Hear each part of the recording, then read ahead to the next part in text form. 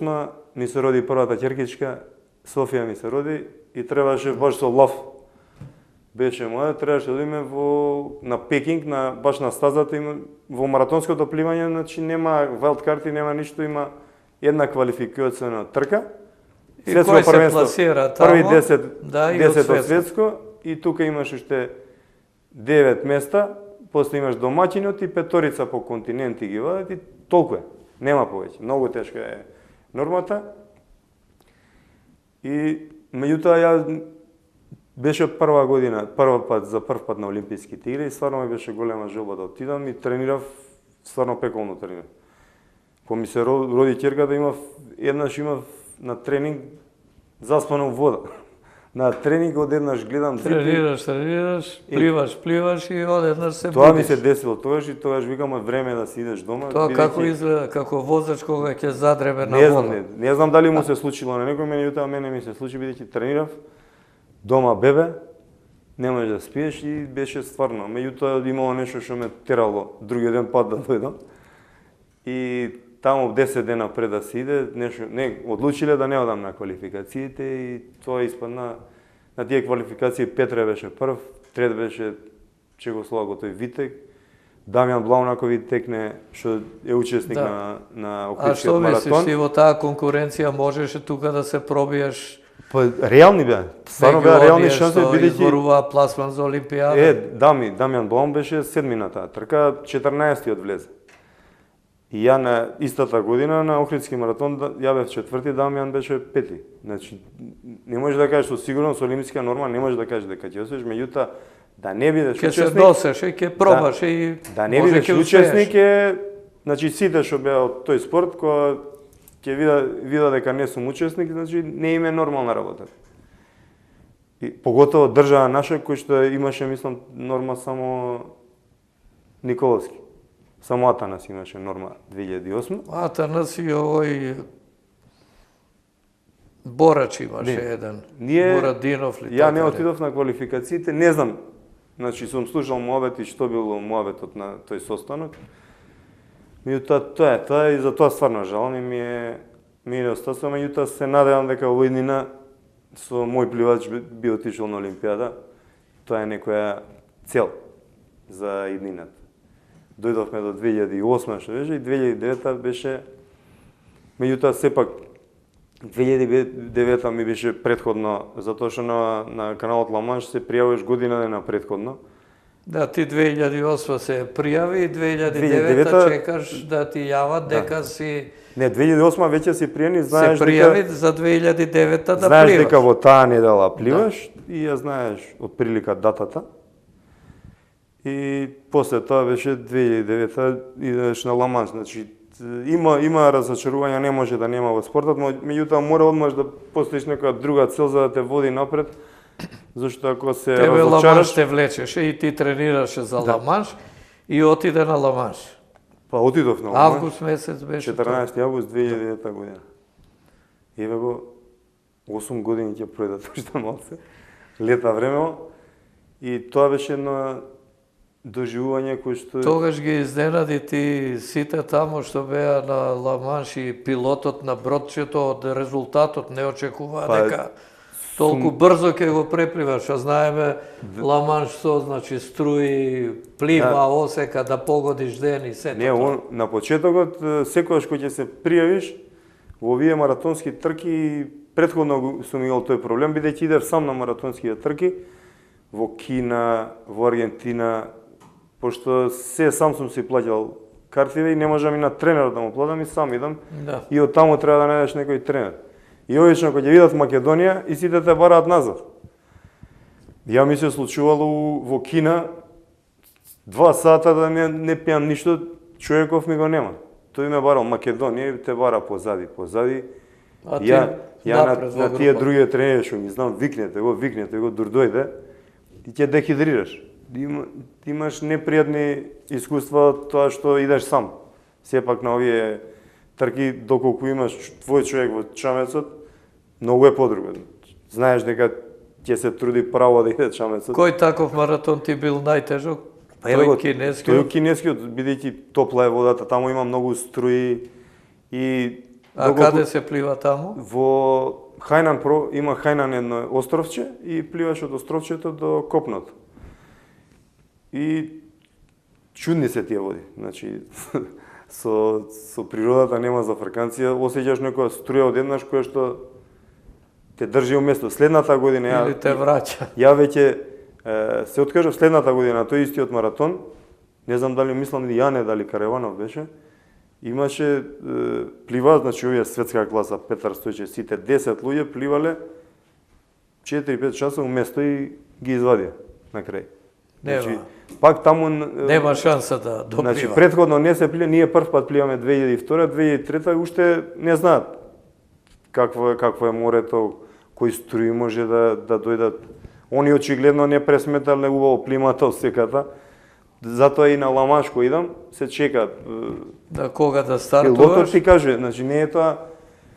Ја на почеток кога отидов и требаше од например од 13 до 17 да влезам во вода. Јас стигнав на 12 вечерта, мислам дека стигнавме во Англија, во Довер и еднаш отидов на Сабајле, идам на тренинг и Сабајле идеш на тренинг, водата е тука, поручек идеш на тренинг, водата на 300 метри, нема треба да трчаш да не. Тоа е голема разлика и тоа е тешкотијата. И затоа Тама ми кажа едни столбчина баш и јас ги видов ова што го кажу, гледаме малку се гледа.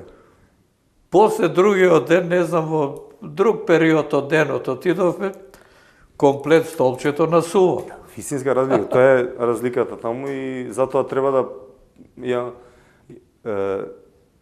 пилотот ми каже, вика, ќе пливаш, може вторник и среда, ако не е време, нема да пливаш. Ја му кажам, како да не пливам? Викам, мора да пливам. Вика, како ќе пливам? Ја ако не идам, вика, не може ти да идеш. Ја тогаш ме фати малце нелагодност, бидејќи од тука пак за Ламанш бев испратен. Да, испратен дека Томи ќе го. И сега да се вратам таму и да им речам, не ме пуштија да пливаме, знаеме какви сме и кој знае што ќе излезе. И што ти вика пилотот, утре пливаш во колку часот? После тоа средата, значи четвртокот вечер изгледа, ми се јави, еден ден бев јас таму. Ми се јави, у 9 ме барал, ние бевме низ градот да идеме да вечераме.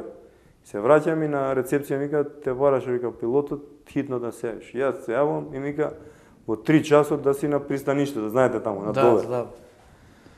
И јас од тука среќа имаше еден маркет, тоа е мало местенце, знаете, Довер. Нема еден маркет, има тој супермаркет, еден е таму. Среќа беше отворен, земавме води за трката, тоа што требаше имав изостар некој купено и гелој што ги имав во собата. И дур се вративме во соба, дур направив се тоа и фати 1 сат и вечерта не спиев вич. А и кога одиш на кај пристаниште, на тишина, некој брочи на света, доаѓаат и други маратонци. Тие што тргнале од прошлиот ден. И така, мислам, целата таа атмосфера е многу така интересна. И не знам како убунило ми пројде, дали дека од тука... А ти се случи и тебе ли кога излегувавте од пристаништето кое е заградено тамо во Довер, кога ќе излезеш на отворено море, што би рекол, или на каналот, едни бранови може да удрат да се преварти бродче. Јас со Васе тргаме со бродчето, нели тргаме и не носат на таа плажата. А почетокот фино, мирно. И почетокот викам, му викам, Васе, мирно море, викам, супер. И тоа е, а утвари тоа е многу големо пристаништето, и дури излезеш од вратичката, и кога отидовме во вратичката и вака почнавме да заќутеме. Почна да те фаќа трема. Што ќе биде, како ќе биде. Меѓутоа, диша бродчето, оди таму. Сепак, тој период, ја претходно пак бев на 3 маратона пливав. Не беше Ламанш, го пливав Охридски и 2 во Канада. И затоа тој маратонот во Канада ми даваше за право да не размислам многу на откажување, бидејќи слични услови 18, 19, 20. Во Канада кој беше тогаш? Канада бев 5 мислам тогаш. Бев? Да не испуштиме да кажеме за победата во Канада, но да го завршиме Ламанш. Тоа после другото враќање. И вика, и тука кога дојдов, и тие 5 дена, знаат, и кај вас бев на емисија, и се напред тие 3 дена на еуфорија, и тие 3 дена стварно малце ме сецна и тие беше едно бреме. Идеш таму и пливав као со плюс едно 5 кила на мене. Затоа што бев испратен од тука за прв пат во мојата кариера. Да носиш голем товар, што се вели, да оправдаш довербата. Да, те пратиле и затоа ми беше таква реакцијата и кога ми рече може и да не пливаш. Ја викам сега да се вратам и да не сум исплевал, ми беше, не знам, не појмив. И доаѓаш на пристаниште, излегуваш на брановите таму, и чекаме до белите стени таму, плажичката што беше и те фрлаат од кајчето, идеш пливаш 150 метри на плажа. До копното. И од тука стартуваш. Од тука стартуваш и она кога гледаш пред тебе ко оние устатото кога ги носат на колене. Пушта, идеш таму, дигаш нели рука. Да, знаат дека. Свирката, сирена пуштаат и влагам ја на Сабајле беше во 6, стварно кога дојдов 3 и нешто часот беше и чекавме таму сат и пол на пристаништето и ми беше стварно во живот нема впливано ноќе. И ми беше шубе, да ви кажам право. И кога видов дека се разденува, мислам дека стартува во 6 часот и 9 минути Сабајле и веќе имаше она светло и ми беше малце полесно тоа. И тргаш таму, ладна вода тоа.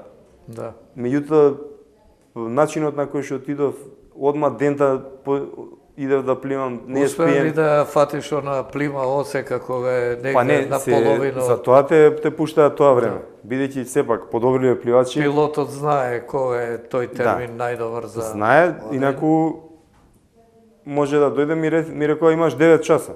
Дока после 9 часа веќе почне јаката струја и пливаш во место, па се мачиш и така. Тоа си и потешкотите и затоа... И ќе дојдеш до 12-13 часа да го испливаш. И затоа, например, он после знаеше, бидејќи со Петре се има слушнато, со Петар Стојчев, и он му кажа како пливач сум, дека сепак на Ламанш доаѓаат тоа ти исто како Монт Еверест, они се една организација. Да. И они не ги гледаат и бизнес и и не ги гледаат страна. Ќе дојдеш од Македонија, не знае кој си, вика тај рипни да пливаш, меѓутоа кога веќе Петар му кажа дека е човек што ќе дојде и ќе те плива испод 8 часа, веќе тоа е испод 8 часа кој ќе видите кој исплева. Тоа е супер резултат.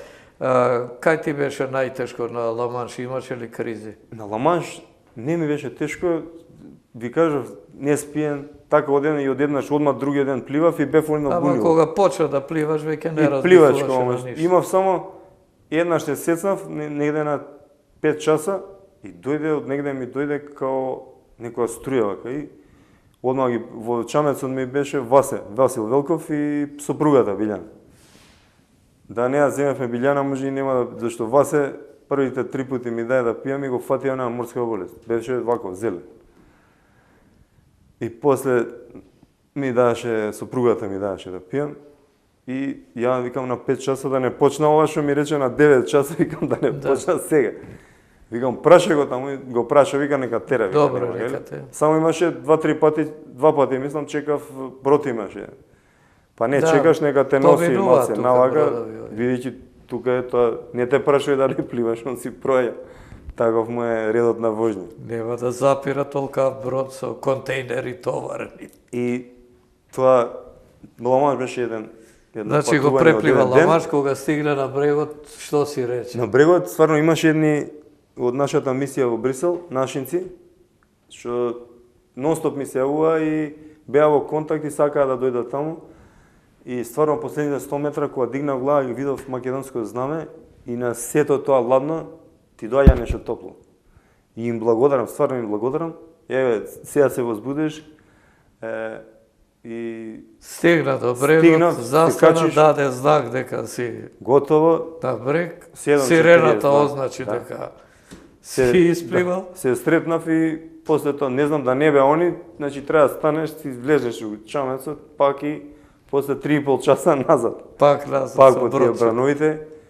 И кога се враќав, потешко ми беше враќањето, бидејќи беа тие бранови чудни се, сте ги виделе. Значи не знаеш од која И страна што доаѓа. размислуваш, викаш, овде сум пливал пред 3-4 Не часа. погледна, што Зоки, значи влагам и тоа што го имав последното пиење што беше пред 15 минути, влегов да се облечам доле у кабината, таму уште поише луѓе и ми дојде Тешко. да повраќам, отидов и после тоа сите ми рече тој и вака гледавме 3,5 сати у хоризонтот гледаш, Да стигнеш немаеш до- ни да збориш, до довери. не ни зборевме ништо. И кога излеговме таму, и после кога се вратив тука, и тоа ми се едни од најубавите денови, Колку часа? 7 часа, 42 минути. и 2 минути. Тоа е 32 секунди беа. одличен резултат. Со тој резултат сега на ранглистата, бидејќи се Па води 12, бев 11 12. време беше, не, се уче сум 10 најбрз човек, бидејќи Петра има две Два времења, пати и мислам дека подобро. Вандрач Кристоф има две. И Значи 10 најбрз 12 човек, резултат, 12. а 10 како маратонец. Да. И тогаш кога се вратив тука и стварно беше тие денови и весниците и Да, и се се беше- славеше тој успех, ти честитаа сите, и тогаш се подсетивме дека 58-та година, 59-та. 59-та Беше- година. Тачно се погоди, Да. случајно се погоди на 50 години. Да, Нико Нестор, Нестор Нестор. првиот што го преплива Ламанш на 9 септември, Па 10 69-та. години по него 69-та Атина Бојаджи го преплива, потоа ти има уште еден Игор Димовски, 2010-та. следната 2010-та година тој постигна послаб резултат, токму го фати она промената Да, плимата и осеката и мораше да плива, па во место пливаше можеби 2 часа, Не, тоа меѓутоа се беше маки. упорен и решен да стигне и стигна таму до брегот, така да Македонија има четворица маратонци.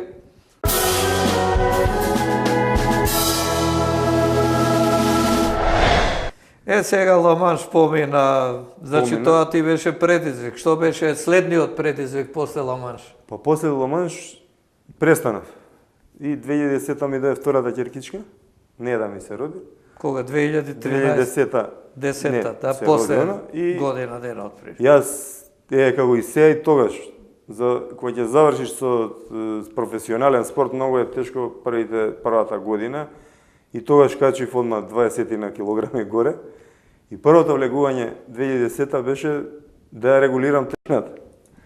Без амбиција Никаква амбиција. да пливаш значи, маратони. Ги водев, имав група пливачи што ги водев тогаш и на почетокот поеднашдневно си влегував онака за мен. Ама кај тебе Меѓутоа, тлееше она надпреварувачката. да. Изгледа мозокот различно функционира кај мене и не знаеш да влезеш полека да си пливаш кod човек за рекреација. И почнав и 2011 се вратив. И кога видов на почетокот уште 2011 бев трети во Канада, на маратонот во Канада и тоаш беше, значи ова беше светски куп, сега Гран При серија и тоаш беше прв подиум на македонец во Гран При серијата. 2011 после 2 недели бев втори во Охрид. Да. И кога видов дека и веќе Можеш и дека имаш пласмани, викаш само- зошто да не продолжам. веќе тогаш А бев помислуваше на Олимпијадата во Лондон? Да, помислев малце, ама видов веќе дека ја немам таа брзина. Да, И 10 не бев километри. толку фокусиран на тоа, меѓутоа почнав, тогаш бев 40 години, на 40 години имав 2 подиума. И сега во главата ти дојде дали може победа.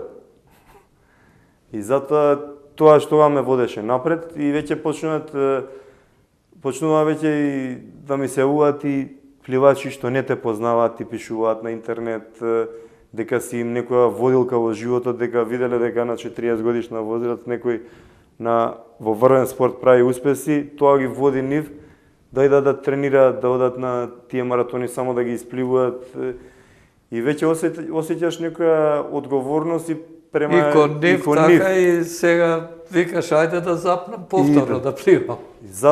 И пак продолжив, тоа тренинзите се тие, ги знаев што треба да правам во тоа време почна да тренираат со мене беше Илија Игор Димовски пред да оди на Ла Ла-Манш. Трениравме заедно со Игор, со Илија, Евгени почна да тренира со нас. И пак се направи една екипа. Фина продолживме да тренираме. 2013 ни се додаде и Александар Илиевски, Аце.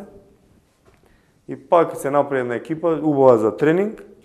И 2013 дојде првата победа. Моја тоа беше во Канада на маратонот Лексенжан. И тоа беше уште едно стварно прекрасно чувство да застанеш ти за прв пат да ти ја свират химната. И тоа нова инекција за тебе сега. Ајде да продолжиме уште. И после тоа беше таа победа, па во Аргентина бев трети и недостасуваше Охридскиот маратон. Тоа е факт. Значи беше една желба, меѓутоа знаев дека 2016 е крај. Да. А до тогаш на Охридскиот маратон имаше подиуми, ама не беше... Имав трето, второ, немав прво. Два подиума, значи тргнав трето, второ и... Имав трето у светски куп, па втор бев, да, и трет бев 2015. Меѓутоа тоаш пак имав 2015. Значи пласманите како на Охридски маратон, трет, втор, и трет, пети во светски куп тука, трет, втори, сега помислуваш и Охрид прв да бидеш и тоа 2015 имав проблем пак со здравјето и таа година ја пропуштив. Само Охридски маратон ми беше, еден маратон имав таа сезона и бев трети, меѓутоа бев истошен од болеста што имав и следната година беше, знаев дека е последна. И која е последна... Таа ти беше и најплодна година. Не, кога е последна... Да, не ја сметаме она 2009 кога го исплива Ла-Манш. Кога знаеш дека е последната година и полесни се тренизите. Значи, завршам таму во јуни и викам, последен тренинг од 10 километри ги шкрташ. И у живот више нема да изгледам толку. И као војска што шкртаме, така ме беше. Иде. И ти шкрташе се до Охридскиот маратон. И дојде Охридскиот маратон. И тука беше тактичка трка повеќе до последните метри. Бевме група таму од пети и бев стварно дали адреналинот и све. Не, тамо после стартот. Не, немав никаков проблем во темпото кое што го диктира. И знаев обично, и ја обично се држам до групата и во мојата двугодишна кариера во шпринт не знам еднаш два пати дали имам изгубено. А имам шпринтови 90% на маратоните, имам за некој шпринт и знаев дека тука сум ја. Во спринт и минатата година Охридскиот маратон. И се подготвуваше за тој спринт кога дојдовте веќе. Не, знаев веќе кога целна површина. Тоа е последни метри се и знаеш, даваш се од себе и претходно на 500 метри пред тоа викам ајде уште 500 метри, последни 500 метри у живот на Охридски маратон, па доаѓаш 100 метри последни во живот и даваш се од себе и таа победа беше различна беше од таа во Канада. Пак дома си е дома. Да, друго е дома си е дома. Излегуваш на бината, те чекаат познати лица, те чека председателот, те чека сопругата, двете керкички. Подушевени, керките скока. Да. И стварно е емотивно, многу емотивно и тој ден ти останува врежен. Значи, животот е да живееш за такви моменти кои што ќе ги памтиш до крај. Ти минатата година го освои светскиот куп. Да, со таа трка беше... Таа трка беше решавачка или пак... Претходно бев трети на маратонот во Канада. Да. Ова бев прв и тоа беше решавачкото. И у Капри беше, мораше да испливам и таму пак ми беше тешко. Обично на решавачко беше, мислам дека таа година го немаше вториот маратон во Канада. Бидејќи на мои години многу е проблем опоравокот. Значи добро е тоа што не се одржа тој маратон, ти овозможи да ја зачуваш предноста. имаш 3 или 4 недели беа од овој до овој маратон и тоа е веќе доволно време да се опоравиш. И меѓутоа тој вториот Охридски маратон беше една катаза.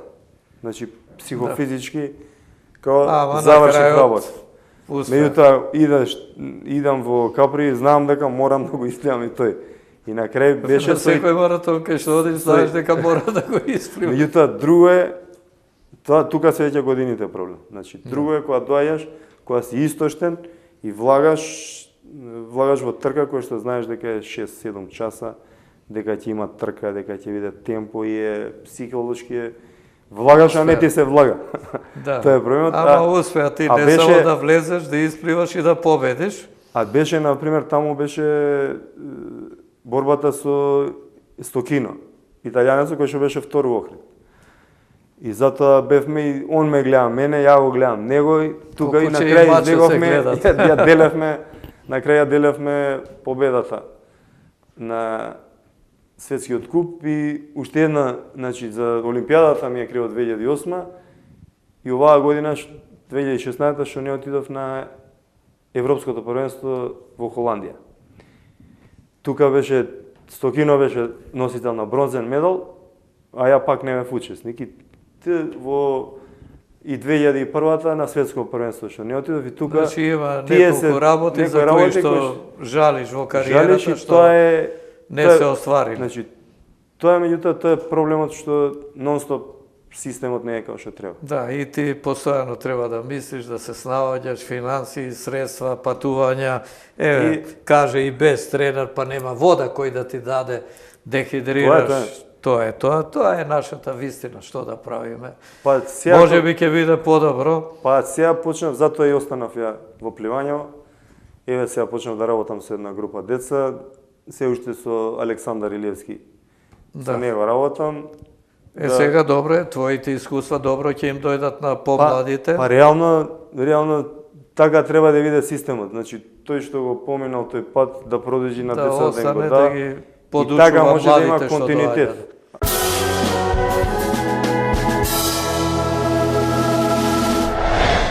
Ти значи беше освојуваш на светскиот куп, имаме уште еден, Евгений Попацев од нашата држава исто го освои тој светски куп.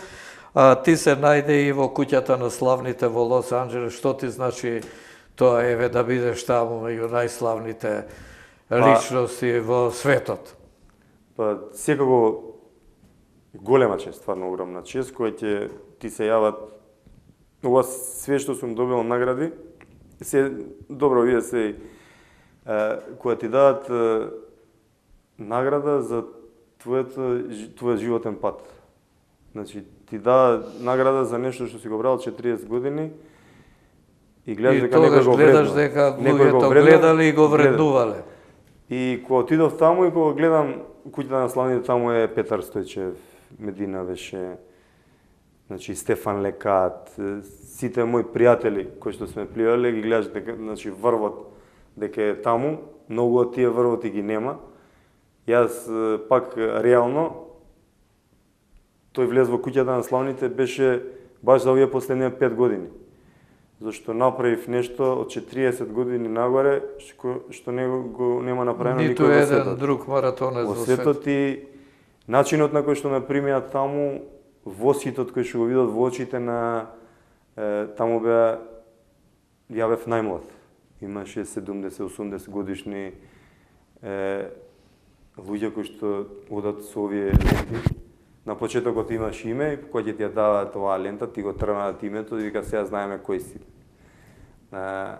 И гледам дека сигурно ти беше вака еден од најубавите моменти. Најубавите моменти, она која ќе останеш без зборови, тие се повеќе моменти и се радувам што имам повеќе такви моменти во мојата кариера и се живее за тие моменти. Кога идеш и остануваш без зборови, значи има тишина, некојаш тишината највеќе зборови. Добро, остануваш во куќата на славните, заслужено еве низ твојата биографија прошетавме па и луѓе во Македонија уште еднаш се подсетија кој е Томи Стефановски на неговите резултати. Некој може би ќе рече, од кога почел да плива, па имал проблеми, па рамо, операции, многумина тоа и не го знаеле. Меѓутоа, ватерполо, сето тоа си го надминувал и стигна до оние височини, спортски, меѓу најславните маратонци во светот, маратонски пливачи.